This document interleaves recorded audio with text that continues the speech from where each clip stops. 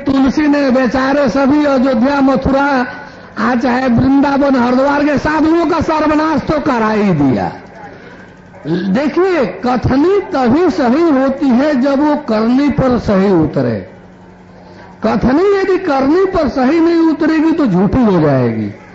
ये बात सही है, हम भी पढ़े हैं कि सिया राम में सब जग जानी है, करो प्राण जोर युग पानी।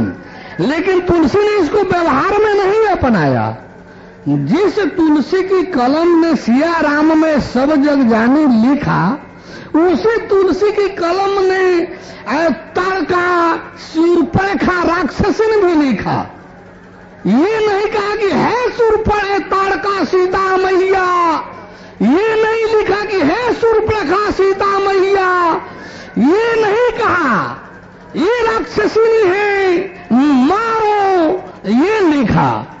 ये कभी नहीं कहा कि हे मारीच राम जी भैया, चाहे पिताजी, हे खरदूषण बलराम पिताजी, हे रावण कुंभकर्ण पिता राम पिताजी, ऐसा कहीं नहीं लिखा। तो जब सब सीए राममय था, सब सीते जी थी, तो ताड़का शूर्पणखा किसने लिख दिया? संत ज्ञानेश्वर ने। सब रामे जी थे, तो मारिच सुबाहु खरदूषण तिसराई रावण कुंभकर्ण मेघनाथ नारंतक वगैरह, ये कौन था? इसको राक्षस किसने लिखा? जब सब सीए राममय थे तो राक्षस राक्षसी किसने लिखा? उनको भी सीए राम देखना चाहिए था, उनको भी सीए। अब ताड़का सीता जी को राम जी द्वारा लक्ष्मण जी से नक कटवा लिया गया, तो सीता जी का नक राम जी लक्ष्मण जी से कटवा लिए। दूसरी चौपाई संत जी आई है। इस पर क्या कहना आपका है? ये मैं आज के उत्तर से काफी संतुष्ट हो गया हूँ। और दूसरी चौपाई आई है, हरि व्यापक सर्वत्र समाना, प्रेम से प्रकट होए मैं जाना। तो हरि जब प्रेम से प्रकट होता है तो इसमें कितने प्रेम की आवश्यकता होती है कि वो सभी जगह प्रेम से प्रकट हो जाते हैं। बोले प्रभु परमेश्वर की। ए भैया देखिए, दो समय है। एक समय है अवतार बेला का, दूसरा समय है अवतार रहित बेला। अवतार रहित बेला में आत्मा की महत्ता व्यवहार में श्रेष्ठ मानी जाती है। हालांकि भक्ति सेवा उससे श्रेष्ठ है, लेकिन व्यवहार में आत्मा वाले श्रेष्ठ घोषित हो जाते हैं, क्योंकि वहां साधना होती है, वहां दर्शन होता है ईश्वर का, इसलिए वो श्रेष्ठता की मान्यता में आ जाता है। ये शंकर जी हर व्यापक सर्वत्र समाना कब कहे थे, ये समझने का। देखिए, किसी भी चीज का सही अर्थ भाव आपको देश काल परिस्थिति के आधार पर मिलेगा, मन माना नहीं। ये कब का है दोहा चौपाई, आप इसको गौर कीजिए कि चारों तरफ धरती बेचारी देखी कि धर्म वाले ही अधर्म करने पर लगे हैं। यानी धरती बेचारी देखे, उसमें अतिशय देखी धर्म के गलानी, आ परम सभीत धाराय कुलानी। धर्म प्रभु परम प्रभु परमेश्वर का विधान होता है। धर्म जो है ईमान सच्चाई संयम सेवा वाला जीवन विधान होता है। धर्म जो है परम प्रभु परमेश्वर का सत्य प्रधान दोष रहित विधान होता है। वह विधान जब लुप्त होने लगता है, उस सत्य विधान की जब हानि होने लगती है, ग्लानि होने लगती है, तो धरती बेचारी व्याकुल हो जाती है। क्यों? कि धरती को भरण पोषण के लिए परमेश्वर ने बनाया संयमियों के लिए, सज्जनों के लिए। दुर्जन इस पर कब्जा कर लेते हैं, दुर्जन इस पर कब्जा कर लेते हैं, तो धरती बेचारी परेशान हो जाती है।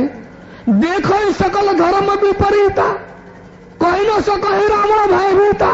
जितने ऋषि महर्षि होते हैं सब घर से तो आते हैं भगवान पाने के लिए, भक्ति सेवा करने के लिए। आप जब 10-5 को शिष्य पीछे झूलने लगते हैं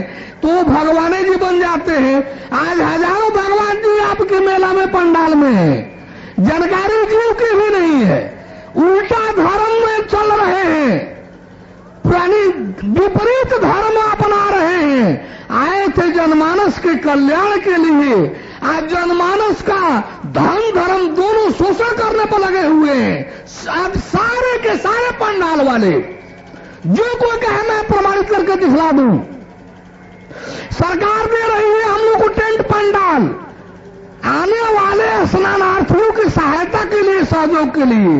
ऐसे पंडाल में रहने का भाड़ा किराया लिया जा रहा है इन्हीं महात्मा जी लोगों द्वारा, इन्हीं धर्मात्मा जी लोगों द्वारा, यानी खाने का पैसा लिया जा रहा है, खाना दे रही है जनता सेवा करने के लिए, और उस खाने का पैसा महात्मा जी लोग सुन रहे हैं, रहने का भाड़ा किराया सुन रहे हैं, टेंट दिया सरकार जनता की सेवा करने के लिए, और टेंट में रह करके हम उनसे पैसा वसूल रहे हैं। तो ये सब विपरीत धर्म है, ये सब धर्म नहीं है। धर्म माने हम जनता का कल्याण सोचें, धर्म माने हम जनता की सेवा, जनता का सहयोग सोचें। यानी धर्म उसका नाम नहीं है कि फंसी हुई आने वाले जनता का कैसे दोहन शोषण कर ले, कैसे धन वसूल ले, ये कभी धर्म नहीं रहा। यही विपरीत धर्म उस समय के ऋषि महर्षि जी लोग भी करने लगे। जो चेला उनके शरण में आया उसको अपने यहां फंसा करके एक बार भी भगवान की तरफ नहीं बोलने दिया उन लोगों ने, एक बार भी नहीं। वशिष्ठ जी के यहां बहुत शिष्य थे, चेला थे, एक से उन्होंने नहीं कहा कि राम भगवान जी है स्वीकार कर लो, एक चेला को राम की ओर नहीं मोड़ा, जबकि अपने मुड़ गए, अपने क्षमा प्रार्थना करते हुए हाथ जोड़ करके राम जी के चरण भक्ति सेवा माना, लेकिन किसी शिष्य को नहीं राम जी की तरफ जाने दिया। यही याज्ञवल्क्य ने किया, यही भारद्वाज ने किया, यही वाल्मीकि ने किया, यही अगस्त सभी मुनियों ने किया। एक शिष्य को केवल कोई भी ऋषि महर्षि ब्रह्मर्षि भगवान की तरफ नहीं मोड़ा, अपना भगवान बन करके अजुराए रखा। ये विपरीत आज भी गुरु जी लोग यही कर आ रहे हैं, लाखों शिष्यों को फंसा करके ठग रहे हैं, शोषण कर रहे हैं, जानकारी जीव को भी नहीं दे रहे हैं, वसूली उसका सब कर ले रहे हैं। ये सब विपरीत धर्म है। ऐसे धर्म को देख करके पृथ्वी बेचारी परेशान हो जाती है। अब देखे सकल धर्म विपरीता, कोई न सकहि रावण भयभीता। अब रावण के भय से विपरीत धर्म करने वालों को रावण संरक्षण देता था, सही धर्म बोलने वाले को मार काट करके फेंक देता था। यानी विपरीत धर्म वालों को संरक्षण, वही आज के संविधान है। धर्मनिरपेक्ष दरोगा जी, सिपाही जी, एसपी साहब उस समय की तरह से तैयार है, खबरदार, हानि जो जैसा मन करेगा धर्म करेगा, जो मन करेगा वही धर्म मान लेगा, खबरदार दूसरे पंडाल में सत्य लेकर मत जाना, अपने में रहो। इनको शांति चाहिए, लूटो मिलो बांटो खाओ, सब लूट लो जनता का, हल्ला नहीं होना चाहिए, शोर नहीं मचना चाहिए, तुम ठीक हो, सही हो। सत्य से सिपाही जी को कोई मतलब नहीं है, उनको मतलब है शांति से। क्यों कि सरकार वही चाहती है उनसे। धर्मनिरपेक्ष संविधान है, इनको संविधान का पालन करना है, शांति चाहिए। अब लूटो, ये हजारों पंडाल क्या है, लूटने का विधान तो है। सत्य तो एक था, एक है, एक रहने वाला है।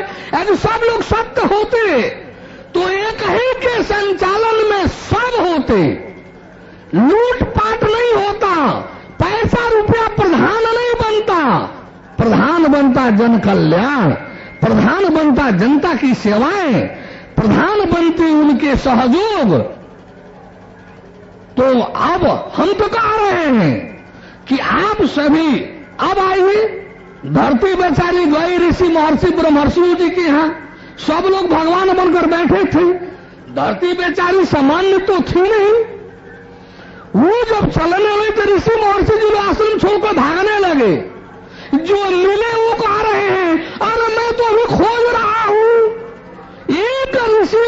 ब्रह्मर्षि नहीं मिले जो कह दे कि मैं भगवान जानता हूं। एक नहीं मिला। नारद बाबा मिले। नारद बाबा से धरती पूछी कि कहो नारद, अरे मुझे अपने परम प्रभु का पता बताओ, मैं उनकी पुकार करना चाहती हूं। आज मुझे ये भार सहन नहीं हो रहा है, ये धर्म की ग्लानि, ये विपरीत धर्म की व्यवस्था मुझसे सही नहीं जा रही है। मुझे परम प्रभु का पता बताओ। नारद, मैं पुकार करूंगी कि वो आकर के मेरी रक्षा करे, मेरा भार उतारे। नारद भी बोल गया, पता नहीं। कहा चलो चलो, ब्रह्मा जी बताएंगे। सृष्टि का रचयिता है।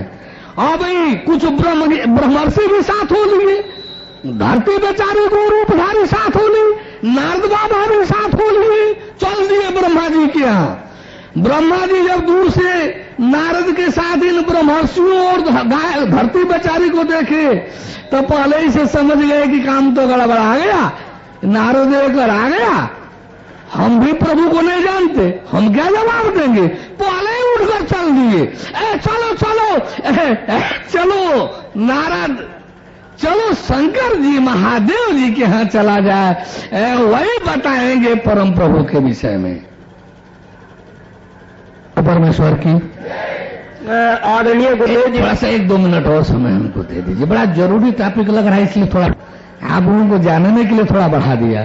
जवाब तो तुरंत दे दिए होते, इसका जवाब तो 1-2 पंक्ति में हो जाता, लेकिन थोड़ा सा एक प्रकरण रखना जरूरी था, क्योंकि आज वही सब धंधा कर रहे हैं लोग जो उस समय हो रहा था।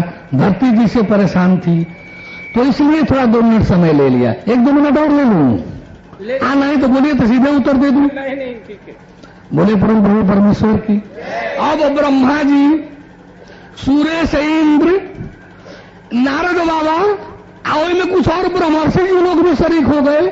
सब मिलकर चल दिए महादेव जी के यहां, शंकर बाबा के यहां, और भी देवी देवता लोग साथ हो लिए। अब सभा होने लगा शंकर जी महादेव जी के यहां, कि वह परम प्रभु कहां मिलेगा, कैसे पुकारा जाए, कैसे बुलाया जाए। तो सभा का अर्थ होता है कि हर किसी को बोलने की छूट मिलती है। सभा का अर्थ होता है कि जो जानकार अपने को कह रहा है उसको बोलने का मौका दिया जाए। वही उस सभा में भी हुआ।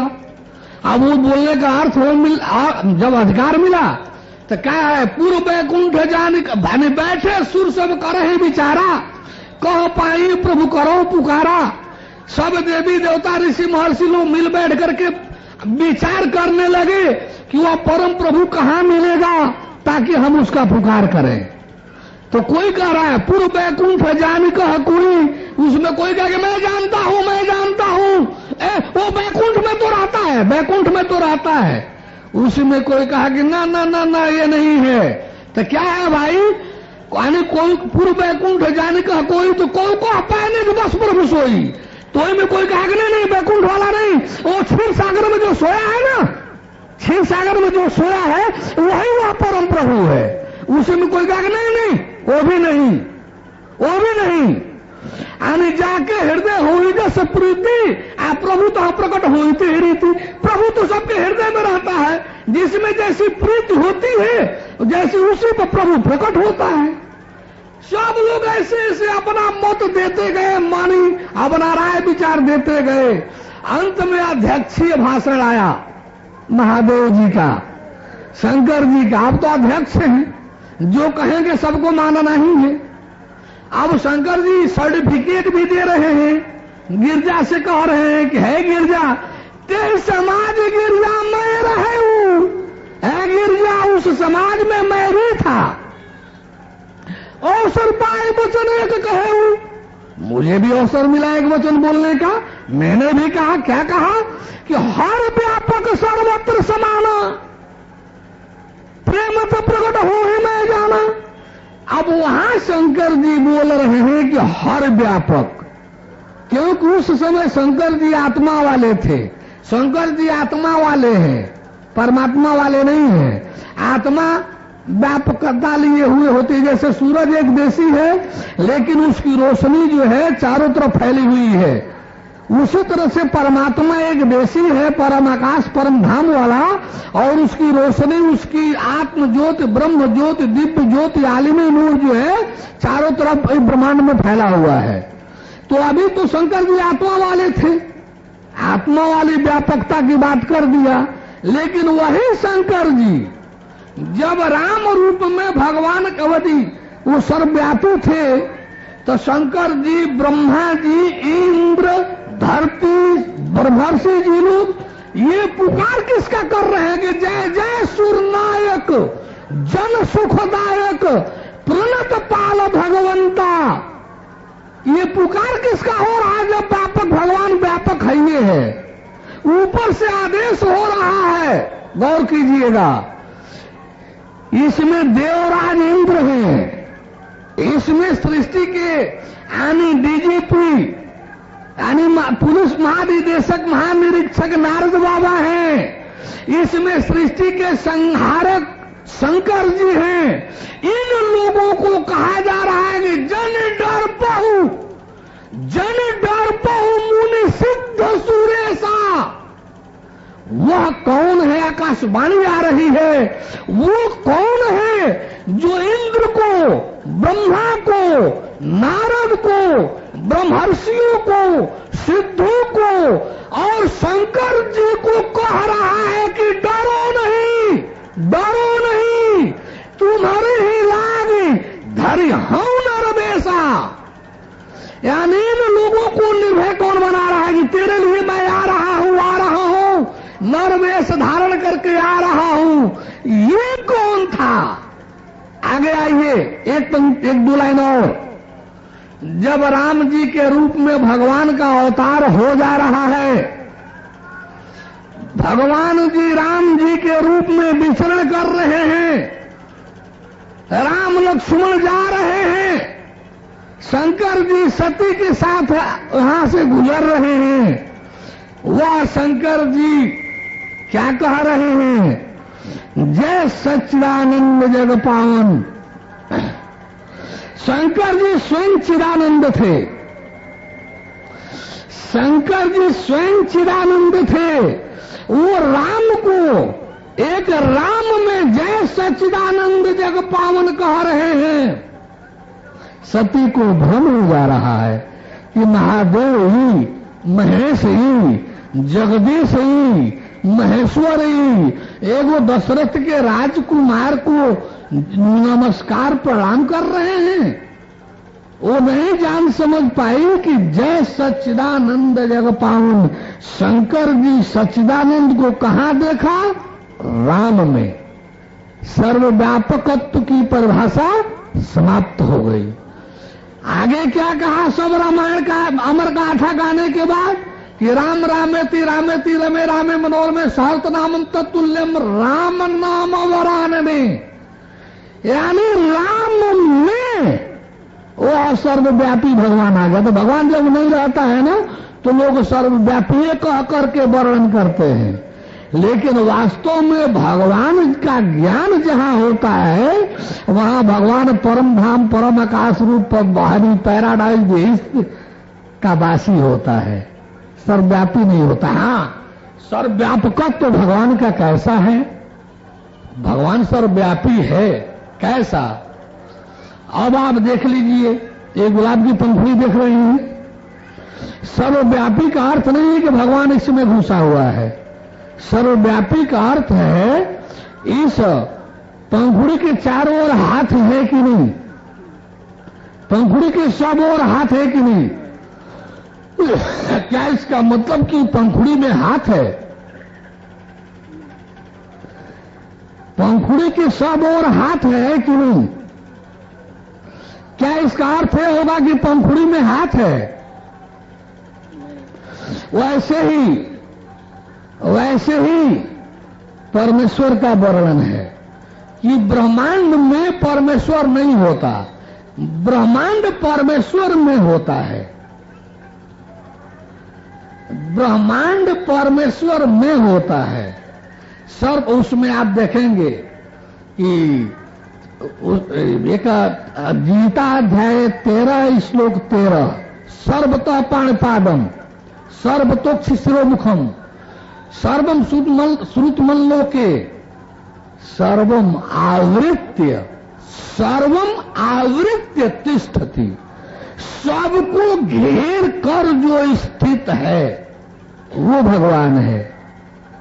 सबको घेर सर्वम आवृत्य तिष्ठति, सबको घेर कर जो स्थित है वो भगवान है। सब में भगवान नहीं है। ये व्यापकत्व की परिभाषा है। व्यापकत्व माने इसमें नहीं, व्यापकत्व माने ऐसे। ब्रह्मांड ये समझे, ये ब्रह्मांड है तो व्यापकत्व माने ब्रह्मांड में भगवान नहीं, व्यापकत्व माने ब्रह्मांड के सब और भगवान। जब दर्शन भगवान का कराऊंगा तो वही भगवान मिलेगा दर्शन में जो विराट है, जिसमें ब्रह्मांड है, दिखाई देगा। जब दर्शन होगा तो दिखाई देगा कि अपने आप सहित सारा ब्रह्मांड उसी भगवान में दिखाई देगा। तो यह व्यापकता की जो परिभाषा है सर्वम आवृत्य वाला है, सब में घुसा हुआ नहीं। आएगा समझ में? अभी आपके द्वारा बताया गया कि किसी गुरु या किसी मनीषियों या महर्षियों ने किसी शिष्य को भगवान के पास नहीं पहुंचाया, जबकि मतंग ऋषि के आश्रम में सेवरी रहती थी और सेवरी को भगवान राम का साक्षात दर्शन हो गया। प्रहलाद को खंभ में से भगवान नरसिंह का रूप दिखाई पड़ा। जब ये कण कण में व्याप्त नहीं हो सकते हैं तो ये खंभ में से कहां से आए? और वहां जो है जब उनके पिता ने पूछा, हिरण्याकश्यप के पिताजी ने, तब उन्होंने कहा कि तुम्हारी तलवार में भी राम है, हमारे अंदर भी है, तुम्हारे भी अंदर है। तो क्या उस समय जो ईश्वर ने अपनी व्यापकता दिखाई, इससे सिद्ध नहीं होता कि ईश्वर कण कण में व्याप्त है? और दूसरी बात आपने बताया, कोई जब भेज नहीं सकता है ईश्वर के पास। दो चार नहीं, एक एक प्रश्न, आप समय अधिक नहीं लूंगा। उसमें एक उपदेशात्मक बात था तो थोड़ा समय 1 मिनट का है समय, एक प्रश्न एक एक करें, ठीक है, बारी बारी करें। मैं रोक नहीं रहा हूं, मैं बहुत जल्दी उत्तर दूंगा, 1-2 मिनट में, 1-2 मिनट में दूंगा। बोले परम प्रभु परमेश्वर की जय। देखिए, भगवान मिलने के पहले प्रहलाद जो है नारद जी के शिष्य थे, नारद जी के शिष्य थे, लेकिन प्रहलाद वह शिष्य नहीं था कि अपने गुरु जी में चिपके। उसमें नारद जी, वो प्रहलाद आत्मा वाला था, लेकिन उसका संस्कार उसकी अपनी स्थिति आत्मा तक सीमित नहीं थी। प्रहलाद को और आत्मा वाले को नीचे छोड़ करके वो श्रीमन नारायण नारायण नारायण जपना शुरू किया, नारायण पर विश्वास भरोसा किया, नारायण पर अपने को रख दिया। आत्मा वाला नहीं बना रहा, प्रहलाद के शरण में नहीं रहा, वो श्रीमन नारायण वाला हो गया। अब आप बताइए, जिसका पिता त्रैलोक के विजयी हो, जो तीनों लोकों के राजा का राजकुमार हो, जिसका पिता अपने क्षेत्र में अपने राज्य में ईश्वर कहला रहा हो, भगवान अपने को घोषित कर बैठा हो, उसका लड़का वो तीनों लोकों का राजा कहलाता ना। ऐसे पिता को, ऐसे राज्य को ठोकर मार दिया, सारे पीड़ाओं को झेला, सारे यातनाओं को झेला, श्रीमन नारायण के नाम पर, भगवान के नाम पर। जब तक सहज सामान्य परिस्थितियां रही तब तक भगवान प्रकट नहीं हुए, रक्षा करते गए। लेकिन अब यहां 2 परिस्थिति आ गई। एक तरफ हिरण्यकश्यप के मिले हुए वर की मर्यादा का पालन और दूसरे तरफ प्रहलाद की रक्षा। एक तरफ हिरण्यकश्यप के मिले हुए वर के मर्यादा का पालन और दूसरे तरफ प्रहलाद की रक्षा। इस प्रहलाद के लिए भगवान जो है खंभे से प्रकट हुआ ऐसा नहीं है, कड़कड़ में रहने के नाते खंभे में पैदा हुए ऐसा नहीं है। भगवान अपने भक्त, ऐसे समर्पित भक्त की रक्षा के लिए जब जहां जैसी परिस्थिति की जरूरत है तब तहां वैसे ही प्रकट होकर के उसकी रक्षा करता है। अब यहां परिस्थिति आई कि हिरण्यकश्यप को घर में मरना नहीं था, बर था, घर के बाहर मरना नहीं था, बर था। जब घर बनता है तो वो सारा बरामदा का जो खंभा होता है वो ओरियानी के बगल में होता है, जहां बैठा जाए तो ना घर में कहलाएगा ना बाहर कहलाएगा। हिरण्यकश्यप को न घर में मरना था ना बाहर मरना था, इसलिए वो खंभे में आए कि न घर में कहलाएंगे ना बाहर कहलाएंगे। प्रहलाद हिरण्यकश्यप को न दिन में मरना था न रात में मरना था।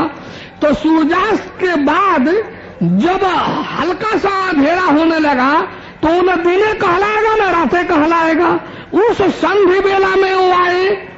इसके बाद जो है प्रहलाद को, हिरण्यकश्यप को बर था कि न आदमी मारे न जानवर मारे।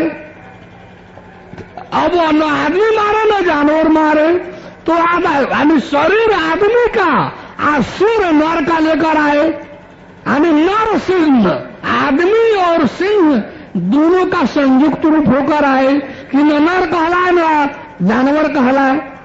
इसके बाद न धरती पर मरे न आसमान में मरे। तो वो परिस्थितियों को देखते हुए खंभा फाड़ कर आए, ओरी के नीचे बैठे, जंघा पर लेटाल हुए पटक करके, न जमीन धरती है न आसमान है, और फाड़े। तो इसका मतलब ये नहीं है कि खंभे में भगवान था। रोजे सैकड़ों खंभा तोड़ा जा रहा है, किसी में तो पैदा नहीं हुआ सतयुग से अब तक प्रहलाद को छोड़कर। रोजे खंभा तोड़ा जा रहा है, कितने मकान के खंभा टूट रहे हैं, बन रहे हैं, किसी में तो भगवान नहीं पैदा हुआ। तो इसका अर्थ कण कण में भगवान, खंभे में भगवान नहीं है। इसका अर्थ है कि भगवान अपने ऐसे समर्पित शरणागत त्यागी भक्त के लिए जब जहां जैसी जरूरत पड़ेगी तब वो वहां वैसे ही प्रकट होकर के अपने भक्त सेवक की रक्षा करेगा। तो वहां तो खंभ से आए, द्रौपदी के लिए तो खंभ से नहीं आए, साड़िये हो गए। तो क्या सब साड़ी में भगवान जी हैं?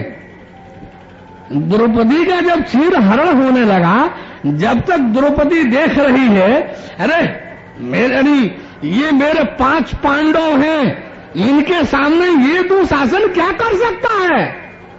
जब खींचने लगा साड़ी तो उस समय गुजरात में अवधि साड़ी घघरी वाली होती है, कहीं बंधन नहीं होता है, खींच दिया जाए तो औरत नंगी हो जाए। तो वो साड़ी थी। अब सवाल ये उठ रहा है कि देखिए तो 5 पांडव मुंह नीचे लटकाए हैं, मुंह नीचे लटकाए हैं। कहेंगे वाह, जहां भीष्म जी हैं, जहां द्रोणाचार्य कृपाचार्य जी हैं, इन लोगों के सामने मुझे नंगा कैसे किया जा सकता है, ये लोग सह नहीं सकते।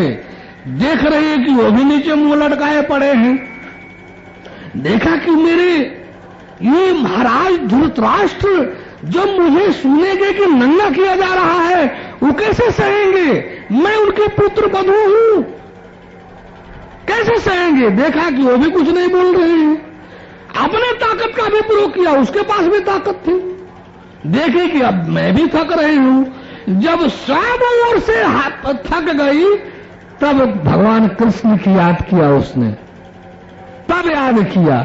वो तो जब याद किया क्या स्थिति हो गई, सारी बीच नारी है कि नारी बीच सारी है, सारी ही की नारी है कि नारी ही की सारी है, पता नहीं चला।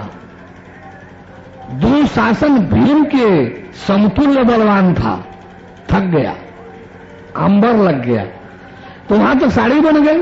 इसका मतलब सब साड़ी भगवान जी हैं, साड़ी में भगवान जी हैं, ऐसा नहीं है।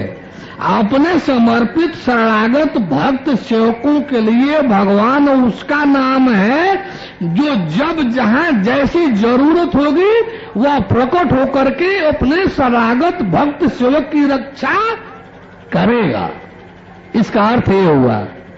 अभी आपके द्वारा बताया गया कि कोई भी ऋषि महात्मा या संत ईश्वर के पास नहीं पहुंचा सकता। इसके माध्यम से क्या मैं ये जानना चाहता हूं कि रामायण में जिस तरीके से आ गया है कि ईश्वर प्राप्ति